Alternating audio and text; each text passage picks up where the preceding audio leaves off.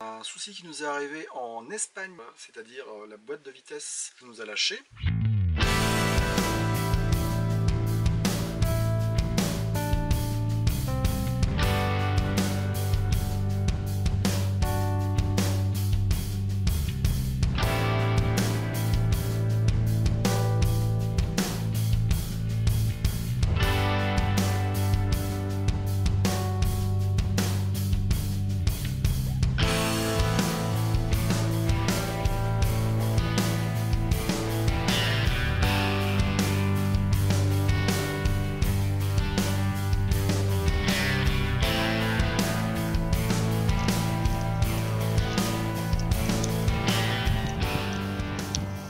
Les 3 châteaux de Don Quichotte.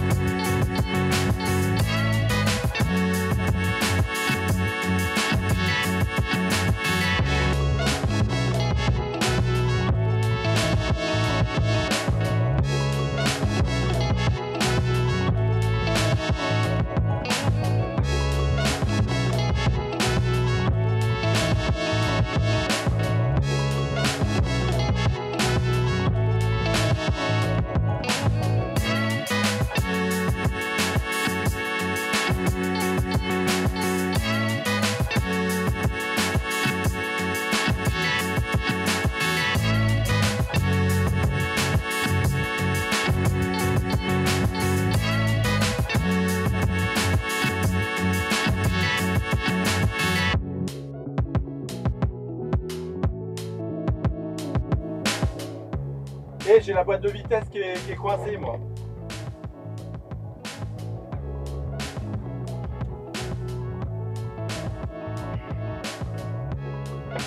Ah putain!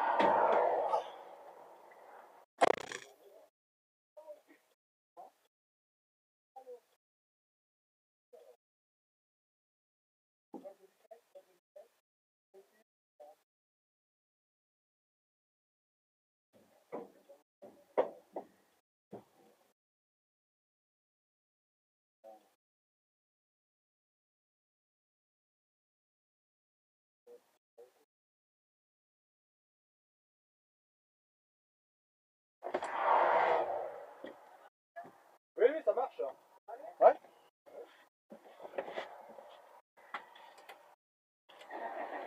Ah, voilà. Mais... Oh, voilà.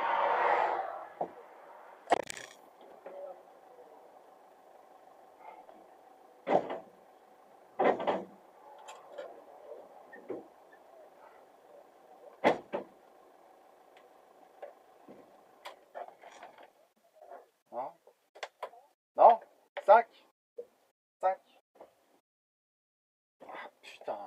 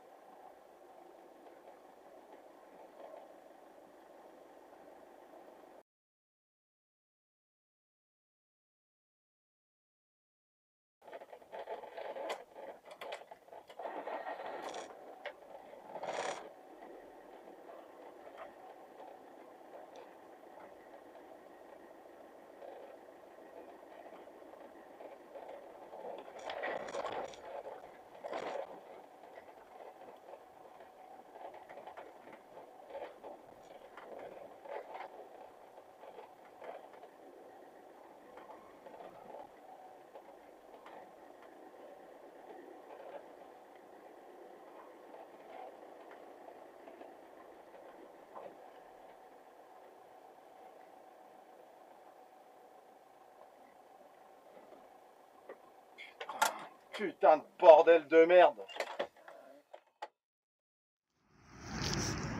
Bon, on va faire un petit souvenir quand même de notre remontée d'Espagne. Donc hier, on était le 20 décembre.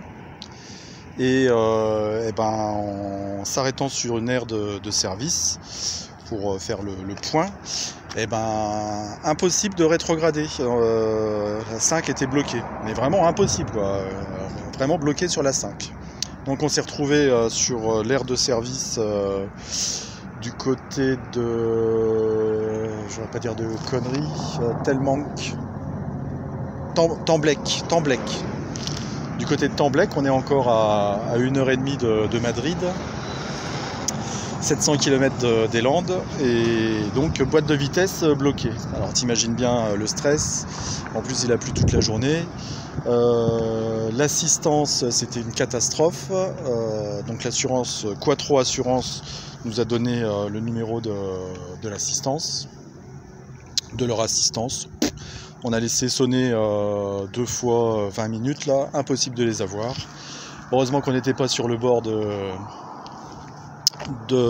l'autoroute, qu'on était arrêté sur une aire de Servisio.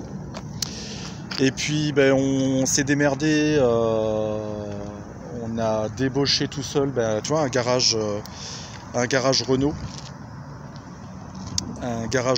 ici à Temblec. où on a eu un bon contact avec le patron. Donc bloqué en 5e, il est venu le rechercher. Il n'a pas de dépanneuse poids lourd, donc on l'a poussé le temps qu'il démarre, le temps qu'il prenne les premiers mètres. Et puis en 5e, de 0 km/h, enfin de 5 km, même pas 5 km/h, il a réussi à faire les 7 ou 8 km qui séparaient du garage.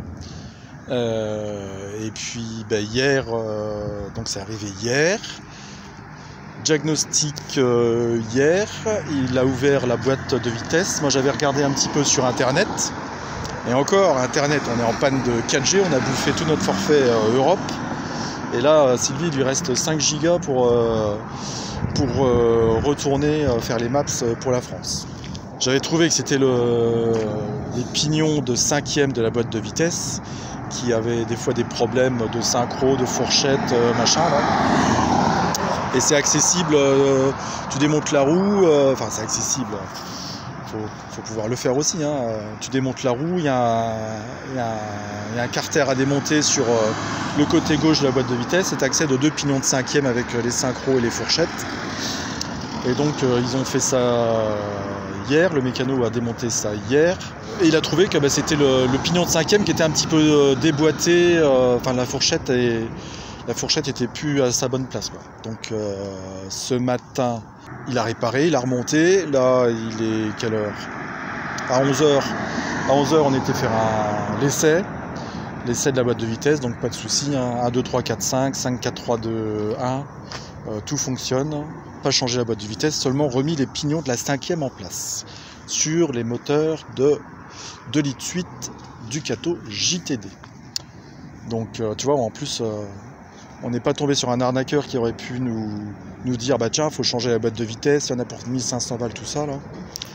On n'est pas encore passé à la douloureuse, mais bon, c'était plus de la mécanique que de le remplacement de grosses pièces, quoi. Une vidange de boîte, enfin voilà. Je te dirai le tarif après, quoi. Donc voilà, le gros bébé, il est là. Hein. Le gros bébé, il est là. On a dormi dans... Le patron nous a autorisé à dormir à l'intérieur du parc, dans le camping-car cette nuit. Il nous a même proposé de nous brancher à l'électricité, mais j'ai dit non, on était autonome, donc il n'y a pas de souci. Et puis ce matin, tu vois, ils ouvrent à 9h et ce matin, heureusement qu'on s'est levé de bonne heure, à 8h, le mécano qui travaillait hier dessus, il était déjà à pied d'œuvre. Donc là, le patron nous avait dit hier que ça serait terminé aujourd'hui avant midi. Tu vois, il est 11h57, tout est remonté, il a fait les niveaux de la boîte de vitesse, tout a été remonté, c'est nickel. Eux, ils ferment, tu sais, ils ont des horaires un petit peu espagnols, là, 9h, 13h30, 16h, 19h30. Donc eux, ils travaillent 40 heures par semaine, pour info. Donc gros stress hier, je t'explique pas.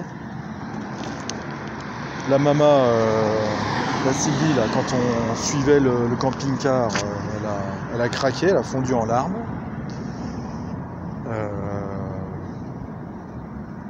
Ce que j'avais testé avant de faire intervenir, je me suis dit, tiens, c'est peut-être le levier de vitesse. Tu sais, il ne faut pas grand-chose pour que ça soit déréglé. Donc j'avais démonté le tableau, le cache de la boîte de vitesse, du levier de vitesse, et puis je m'étais aperçu que j'avais 2 cils en bloc sur les 4 de la plaque qui tient le levier de vitesse, qui était HS, donc ça bougeait un petit peu. Ça bougeait un petit peu, quoi. C'est peut-être ça qui a décalé le pignon de 5e. Donc hier j'avais déjà rajouté des rondelles pour éliminer le jeu, parce que les cils en bloc étaient coupés en deux au niveau de coupés en deux, quoi. Et puis ça ne l'a pas fait, quoi. Mais au moins j'ai réparé ça, et je pense que c'est un mal pour un bien aussi d'avoir réparé ça. Je pense que ce jeu qu'il y avait dans la boîte de vitesse, même si elles n'ont jamais craqué, j'ai jamais eu de problème pour passer pas aucune vitesse, j'ai jamais eu de problème pour passer à aucune vitesse. Et je pense que Enfin, peut-être que ça a joué sur le fait que le pignon de 5e se soit déboîté. Enfin, naturellement, tu imagines quoi, avec la barrière de la langue. Google Trad, ben, je suis tombé en radière parce que naturellement hier, forfait 4G, pareil, bloqué, on a dépassé le forfait. Enfin bon. T'es pas chez toi, tout tombe en panne, boîte de vitesse, la cata, la grosse réparation, temps de merde, hier c'était le déluge du vent, de la pluie. Enfin bon, voilà quoi. Barrière de la langue, la catastrophe. Bon bref, c'est réparé. Midi, on va se poser. On a trouvé un petit bivouac là, à côté du parc des sports, du gymnase, des terrains de sport. C'est des vacances, de toute façon, il n'y a personne qui y va. On va se poser la journée. Je vais aller faire 2-3 essais aujourd'hui avant de reprendre la route. Et puis bah, après, bah, tu sais, on croise les doigts pourvu que ça recommence pas. Putain, et là, on avait fait, je sais pas combien, 150 km là. C'était sur du plat pour une fois. Donc j'avais mis la 5e en partant de Tabernas là. Non, c'était pas Tabernas. On avait dormi. Enfin, sur un autre. Ah oui, sur un autre spot. Là où il y avait Don Quichotte. La batterie de Don Quichotte là. Où il y avait les 3 moulins sur la colline.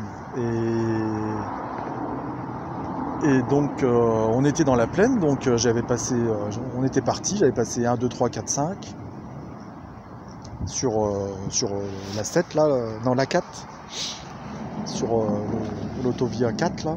Et ben, j'avais pas rétrogradé de tous les 150 km, pas une côte, rien du tout.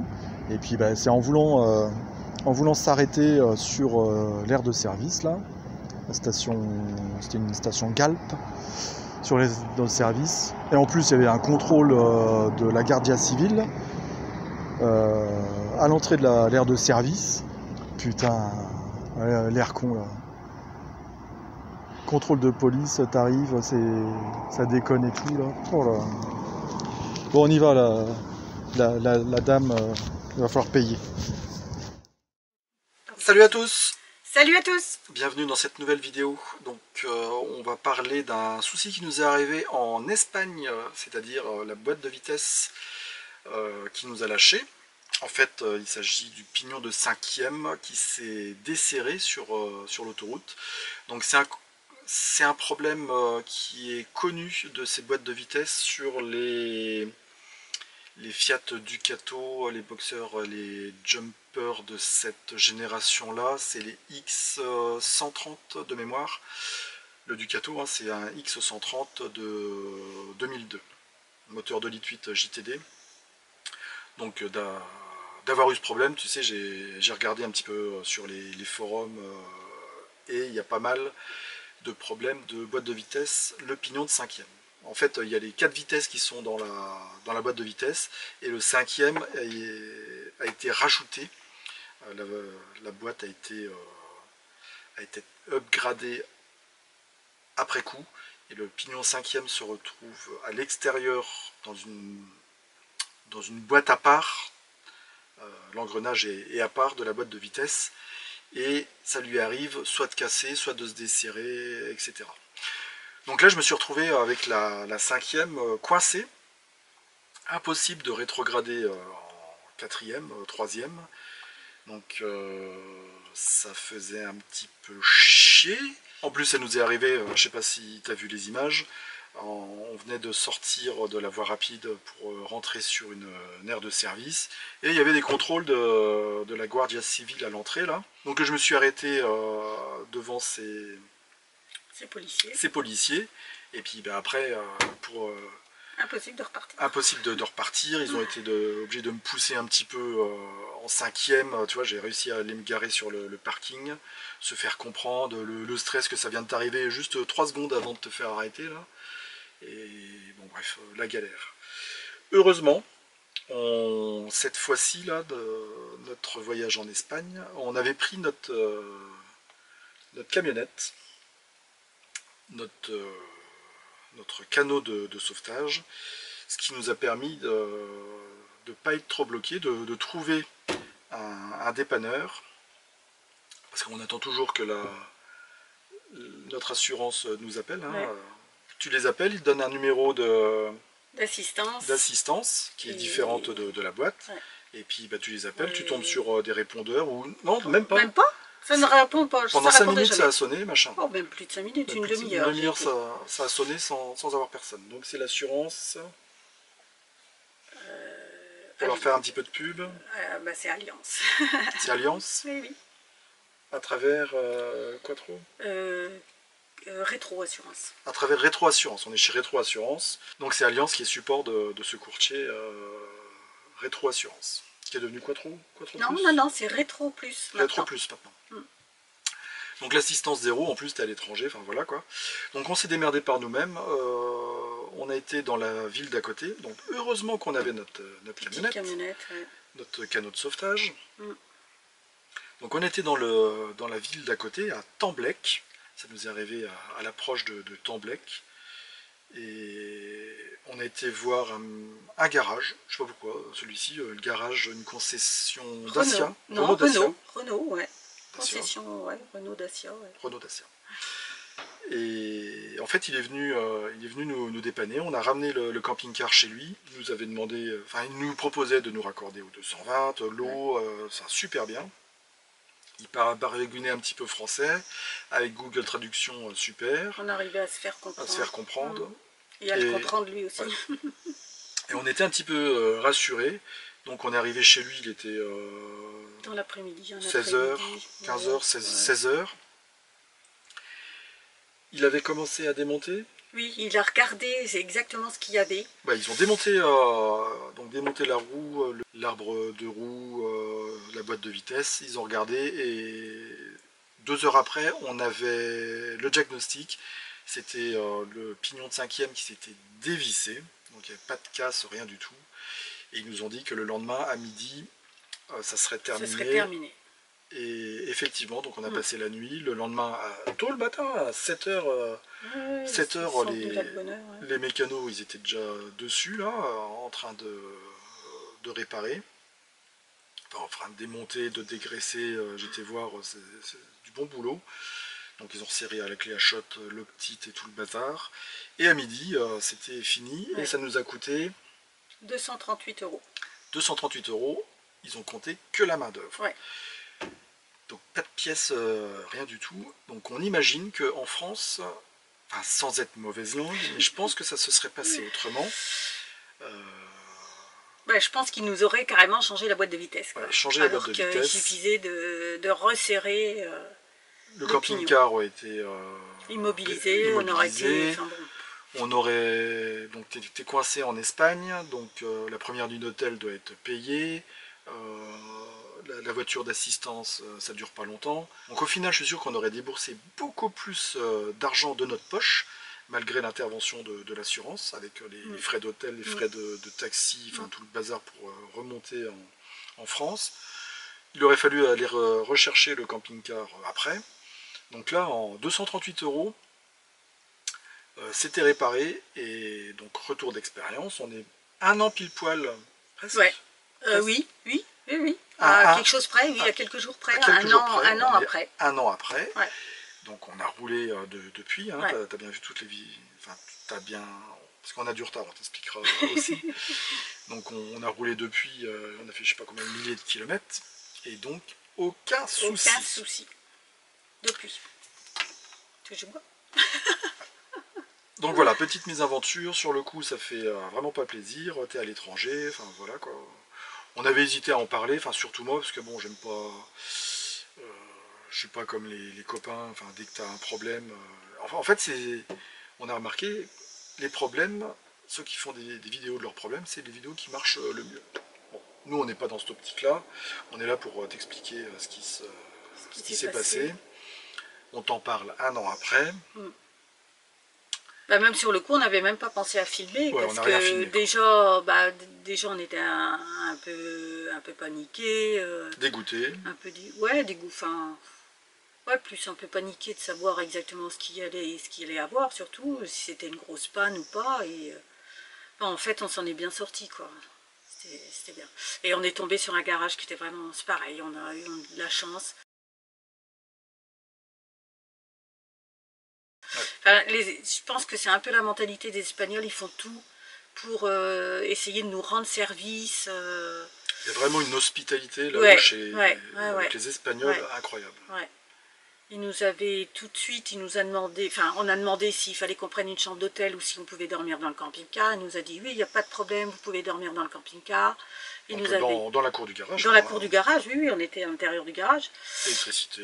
Il nous avait demandé si on voulait mettre l'électricité. Bon, on n'en avait pas besoin, mais voilà quoi, vraiment. Enfin, ils sont mis à. Le patron là, il s'est mis à notre place, tu vois, pauvre touriste français qui est à des milliers de kilomètres de chez lui là, qui subit une grosse panne Et on avait discuté avec un client juste avant, enfin quand on est arrivé en fait, on avait vu un Français que pareil, je sais plus ce qu'il y avait eu comme panne lui, enfin, c'est toi qui as discuté. Il avait mis du gasoil à la place de l'essence ou de l'essence à la place du gasoil.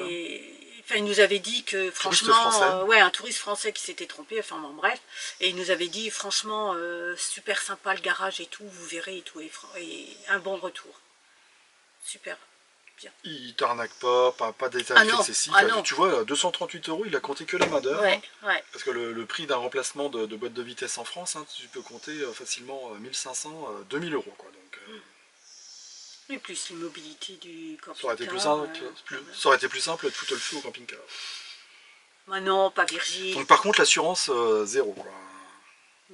Et puis ça s'est bien goupillé, donc... Enfin voilà.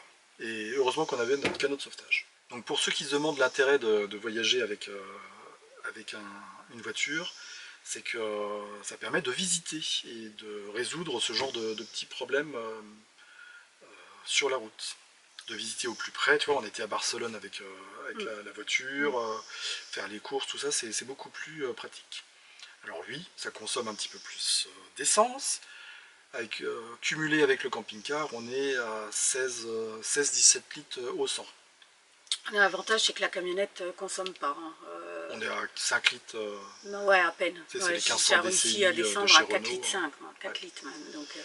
Donc on est à 15 litres, 16 litres, 16-17 litres cumulés. C'est largement moins qu'un bus ou qu'un camion. Et c'est sûr que c'est beaucoup plus qu'un camping-car.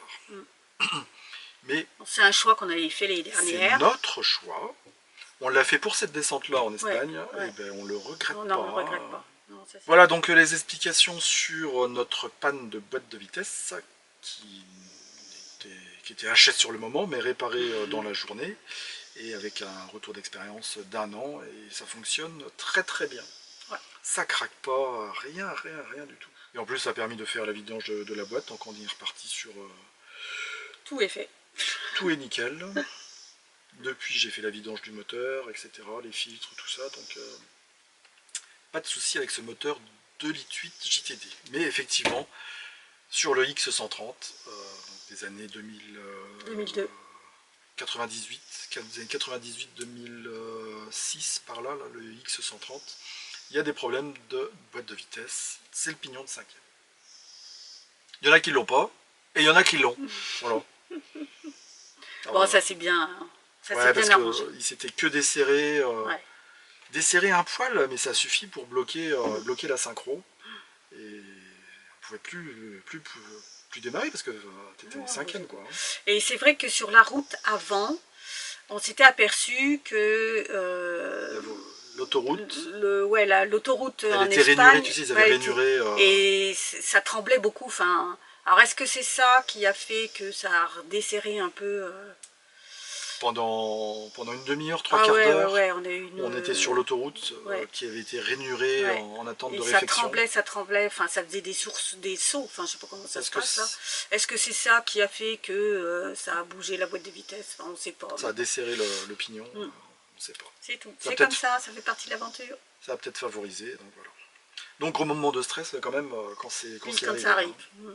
Et heureusement que c'est pas arrivé en côte, tu sais, où régulièrement je rétrograde en 5e, 4e, voire des fois 3e, quand ça grimpe bien. Surtout que là on était chargé, donc c'est souvent que je rétrogradais en 3e. Et heureusement que c'est arrivé, on arrivait sur une aire. Une aire, ouais. On voulait s'arrêter quoi en fait. Hein. Donc bref, tout s'est bien goupillé. 1 an après, on est déstressé de cette aventure-là. Cette aventure. On en rigole, enfin moi j'en rigole moyennement, mais bon. Mais on est déstressé. Ça fait partie de l'aventure. Donc voilà, on va pouvoir continuer notre aventure. On remonte tranquillement, enfin, après cette vidéo-là. Donc on est à Temblec. On remonte vers Burgos, Vitoria-Gasteiz. On retourne dans les Landes où on va rester un petit moment. En début d'année, oui. Donc bref, l'aventure ne s'arrête pas à cette panne-là. Hein. Ça a duré que même pas 24 heures, parce qu'on est arrivé à 15 h, on est reparti à midi. À midi le lendemain. Midi pile. Donc on a passé la nuit à Temblec, là sur le parking du gymnase, et on a repris la route le lendemain matin à 9 h 15. Puisque j'ai déjà fait la vidéo du trajet.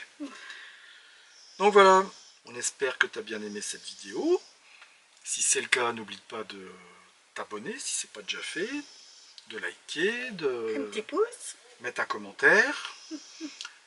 Très important les commentaires, même si c'est pour dire bonjour, tu peux en mettre, ou si c'est pour dire commentaire, c'est toujours utile. Ça nous fait toujours plaisir et on vous répond. Ouais, c'est maman qui s'occupe de répondre. Hein. Sur tous les réseaux sociaux, c'est maman qui s'occupe. Hein. Moi je filme, je fais les vidéos, les montages, je conduis et tout le bazar, mais maman c'est elle qui vous répond. Sauf pour les parties techniques. Oui, c'est ce que j'allais dire. Sauf quand il y a une question qui est un peu technique, là... Technique, mécanique, électronique... Oui. Là je sais pas trop, et du coup, c'est Stéphane qui répond. Le DAX, voilà. tout ça, quand c'est trop précis, c'est moi. Voilà. Tu peux nous suivre aussi sur Instagram et sur Facebook. Et on se retrouve bientôt pour la prochaine vidéo, qui sera normalement le trajet entre Temblec et Vitoria-Gasteiz. Allez, salut! Bisous! Bisous! Open the door, where just the tip of a finger.